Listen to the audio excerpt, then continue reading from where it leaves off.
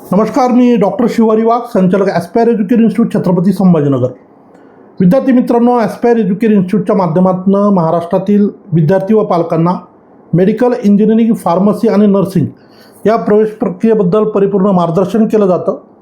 आपल्या या यूट्यूब चॅनलच्या माध्यमातून विविध अपडेट्स हे विद्यार्थी पालकांपर्यंत आपण रेग्युलरली पोहोचवतो.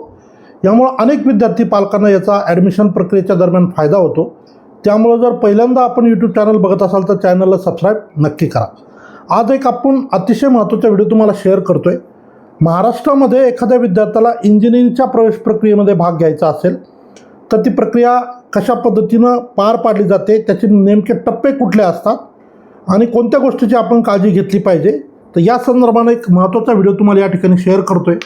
त्यामुळे आपण हा व्हिडिओ शेवटपर्यंत पहा आणि ज्या ज्या विद्यार्थ्यांना महाराष्ट्रामध्ये येणाऱ्या 2026-27च्या प्रवेश प्रक्रियेत भाग घेऊन इंजिनिअरिंगला प्रवेश घ्यायचा असेल अशा सर्व विद्यार्थ्यांना हा व्हिडिओ नक्की शेअर करा.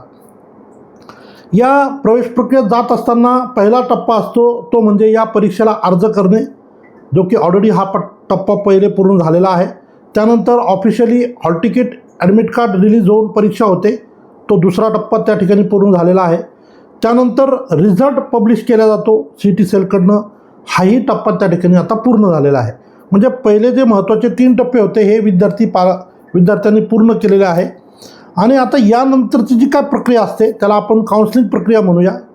तर या संदर्भानं जे तर आता यानंतर काय काय प्रक्रिया असू शकतात आणि विद्यार्थी पालकांना या प्रक्रियेला जात असताना कुठली काळजी घेतली पाहिजे हे आपण या ठिकाणी आता पुढे समजून घेणार आहोत.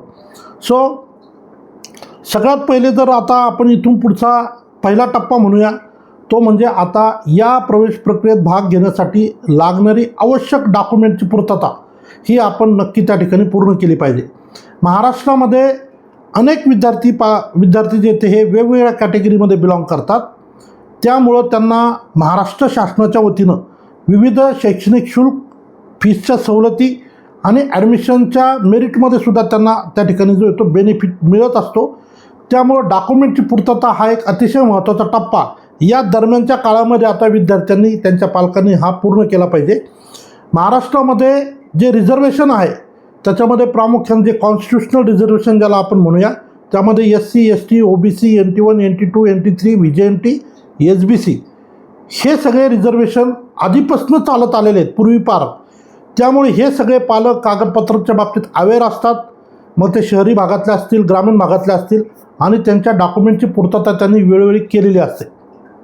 पण असे विद्यार्थी जे मराठा समाजामध्ये बिलॉंग करतात, ज्यांना नव्यानं आरक्षण मिळालेलं आहे, ज्यांना SCBC प्रवर्गातून आता अर्ज प्रक्रियेत भाग घेता येईल, अशा मुलांच्या बाबतीत बऱ्याचदा डॉक्युमेंटची पूर्तता त्या पद्धतीनं झालेली नाही आहे.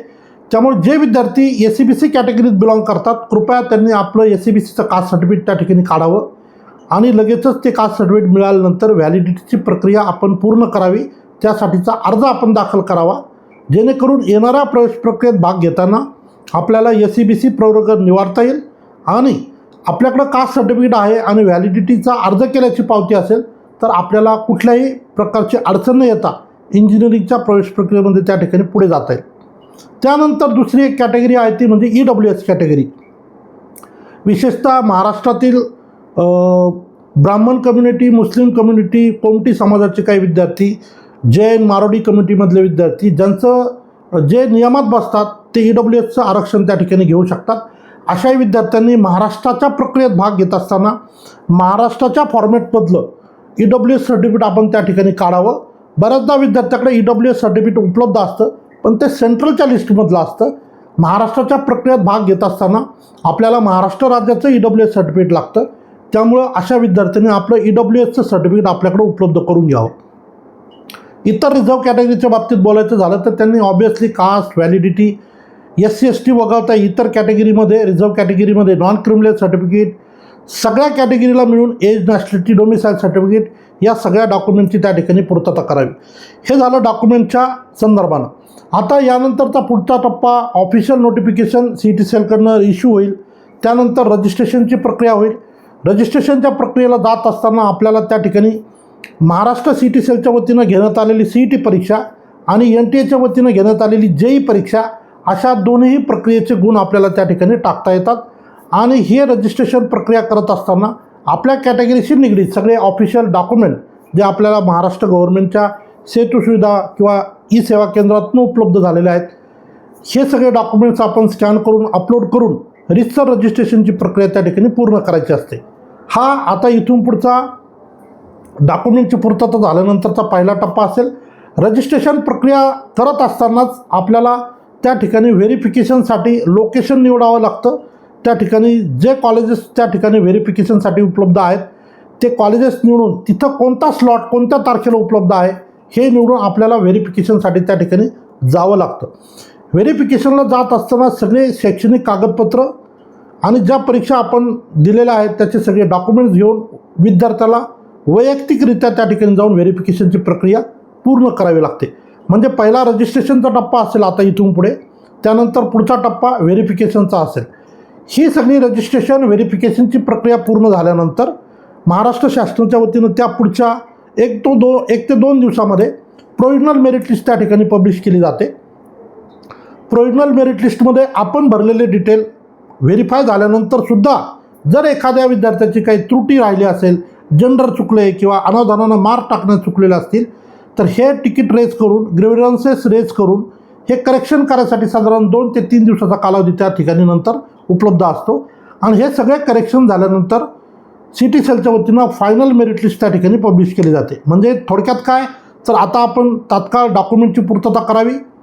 ऑफिशियल नोटिफिकेशन आल्यानंतर पहिला टप्पा रजिस्ट्रेशन असेल, दुसरा टप्पा व्हेरिफिकेशन असेल, तिसरा टप्पा प्रोव्हिजनल मेरिट लिस्ट येईल, चौथा टप्पा ग्रीव्हन्सेस रेज करावे लागतील जर इन केस काही चूक असेल तर, आणि 5वा टप्पा फायनल मेरिट लिस्ट आपल्याला उपलब्ध होईल. यानंतर पुढचे जे टप्पे असतील ते कॅप राऊंडच्या संदर्भाने असतील. Cap round 1, cap round 2, cap round 3, cap round 4 अशा पद्धतीनं टप्प्याटप्प्यानं आपल्याला पुढे त्या ठिकाणी जाता येईल. आता कॅप राऊंडचे नियम जे आहे ते आपण पुढच्या कधीतरी उद्या परवाच्या व्हिडिओमध्ये शेअर करू. तुर्तास ज्या विद्यार्थ्यांनी आत्तापर्यंत ओव्हरऑल या सगळ्या पहिल्या टप्प्यातल्या पहिल्या 2-3 प्रक्रिया ऑलरेडी झालेल्या आहेत, डॉक्युमेंटच्या संदर्भानं पूर्तता झालेली असेल ती तात्काळ त्या ठिकाणी आपण पूर्ण करावी. इंजिनिअरिंग काउन्सिलिंगच्या प्रक्रियेसाठी ॲस्पायर एज्युकेशन इन्स्टिट्यूटच्या माध्यमातून आपण पहिल्या वर्षीपासून म्हणजे 2018पासून विद्यार्थी पालकांना मार्गदर्शन करतो. त्यामुळं आपल्यापैकी कुणालाही ऑनलाईन किंवा ऑफलाईन पद्धतीनं काउन्सिलिंग जॉईन करायचे असेल तर आपण आमच्याशी संपर्क करू शकता. संपर्क क्रमांक आपल्याला या व्हिडिओच्या डिस्क्रिप्शनमध्ये देतो आणि आपल्याला जर नोट डाऊन करायचं असेल तर आपण नोट डाऊन करू शकता. 9922250200 आणि दुसरा नंबर असेल 9481121212. या दोन्हीपैकी कुठल्याही एका नंबरवर आपण डायरेक्टली कॉल करू शकता. व्हॉट्सअपला हाय पाठवून मेसेजद्वारे डॉक्युमेंटची लिस्ट ॲड्रेस मागू शकता आणि त्यानंतर जे ते फर्दर तुम्हाला सगळ्या गोष्टी त्या ठिकाणी समजून सांगून तुमची प्रक्रिया पूर्ण करून दिली जाते. सो जे कोणी इच्छुक असतील त्यांनी नक्की संपर्क करा आणि अशाच महत्त्वपूर्ण व्हिडिओसाठी ॲस्पायर एज्युकेशन इन्स्टिट्यूटचं यूट्यूब चॅनल नक्की सबस्क्राईब करा. या ठिकाणी थांबतो. धन्यवाद. थँक्यू.